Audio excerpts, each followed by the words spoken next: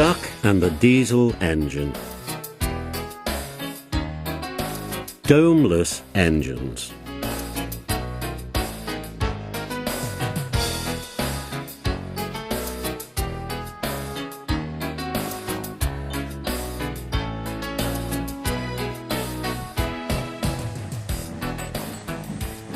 A special train arrived one day and the fat controller welcomed the passengers.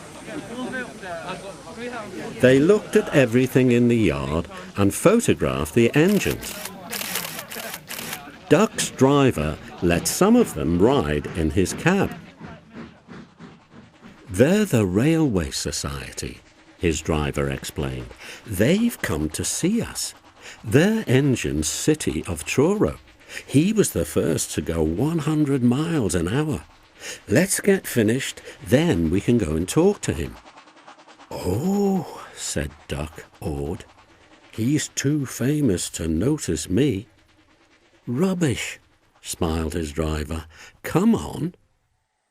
Duck found City of Truro at the coaling stage. "May I talk to you?" he asked shyly. "Of course," smiled the famous engine. "I see you are one of us." "I try to teach them our ways," said Duck modestly. "All shipshape and Swindon fashion. That's right." "Please, could you tell me how you beat the Southwestern?"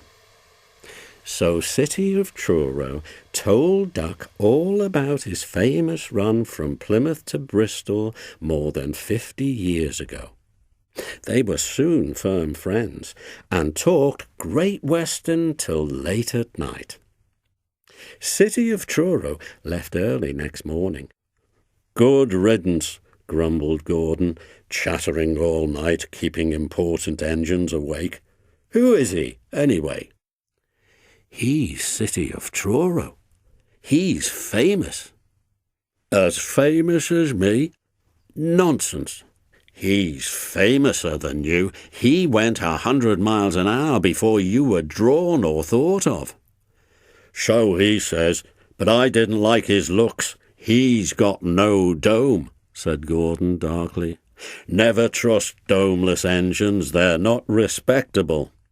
"I never boast," Gordon continued modestly, "but 100 miles an hour would be easy for me.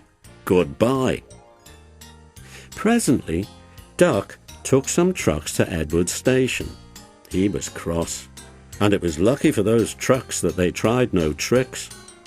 "Hello," called Edward. "The famous City of Truro came through this morning. He whistled to me. Wasn't he kind?" "He's the finest engine in the world," said Duck, and he told Edward about City of Truro and what Gordon had said. "Don't take any notice," soothed Edward. "He's just jealous. He thinks no engine should be famous but him. Look, he's coming now." Gordon's boiler seemed to have swollen larger than ever. He was running very fast. He swayed up and down and from side to side as his wheels pounded the rails. "He did it, I'll do it. He did it, I'll do it," he panted. His train rocketed past and was gone. Edward chuckled and winked at Duck. "Gordon's trying to do a City of Truro," he said. Duck was still cross.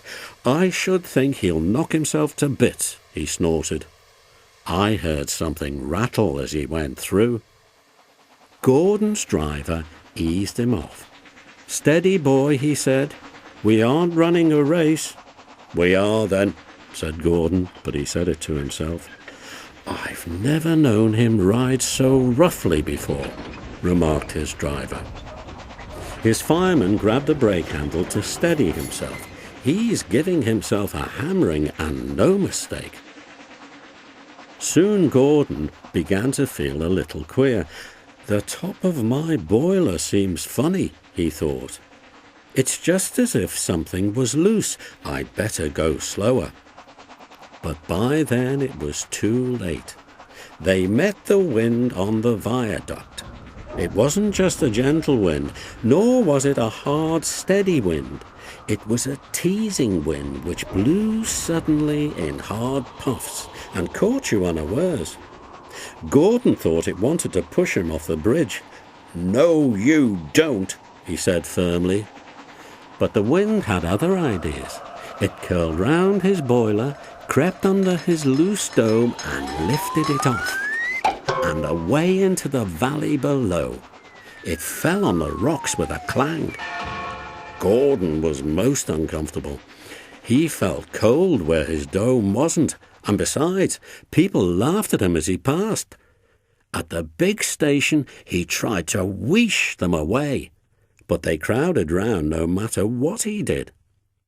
On the way back, he wanted his driver to stop and find his dome, and was very cross when he wouldn't. He hoped the shed would be empty, but all the engines were there waiting. "Never trust Domeless Engines," said a voice. "They aren't respectable."